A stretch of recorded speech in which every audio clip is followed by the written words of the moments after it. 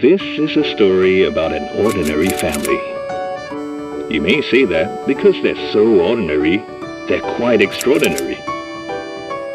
In times like these, with 3 kids and rising costs, we ask an age-old question.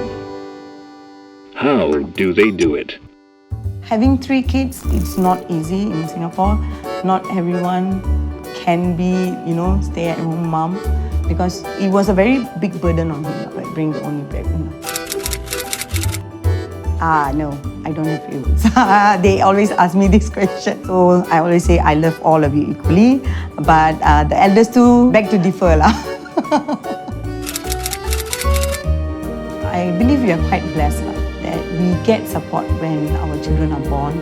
So I had my girl in 2006 and I had the last one in 2014. The inflation is much different, 2006, yeah, it was a big amount of money and then we could save it. But then when it came to 2014, even though the amount was higher, but it was spent faster.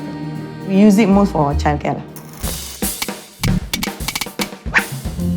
So that's why we decided that I had to study and then I had to start working. My eldest girl was about P6 when I started it, so she had to babysit the brothers. She had to take responsibility on managing them and their food. At that point of time, we paid her for babysitting the kids. Yeah, it's being fair to her. So it put in her savings. And I talked to the boys, you have to be responsible for your work, help with the household chores. So they have to learn to take care of themselves. For my boys especially, we know this is the price of that particular time. So they have chores that they have to complete to accumulate that money. It may take a month, it may take a week, it depends on the item and how much work they do. So that's how we manage it. We usually have breakfast and dinner together, but a lunch is something that the children have to arrange themselves.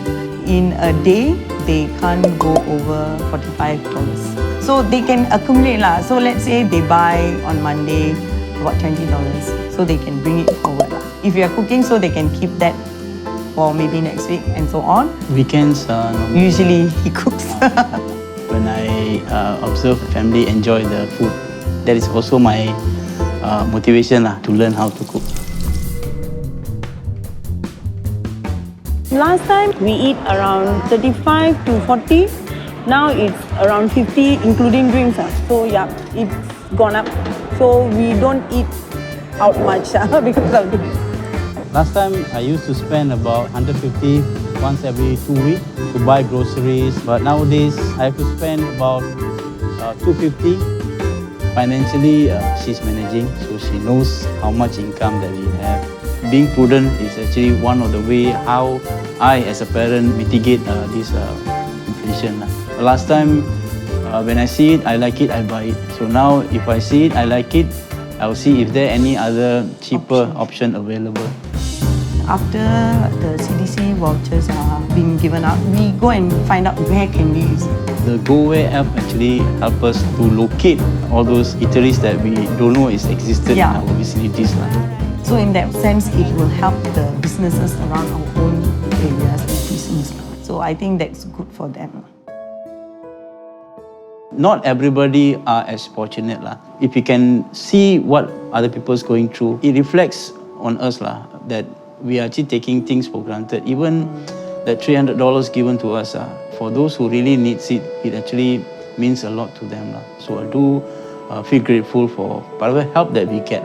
I'm most probably going to save my GST vouchers for a small travel with my girl this year. So I always tell this to my kids. I just want you to be happy in life. Do whatever you like, study whatever you like. Don't be a burden to the community. So in the end, it's their happiness that matters most for me.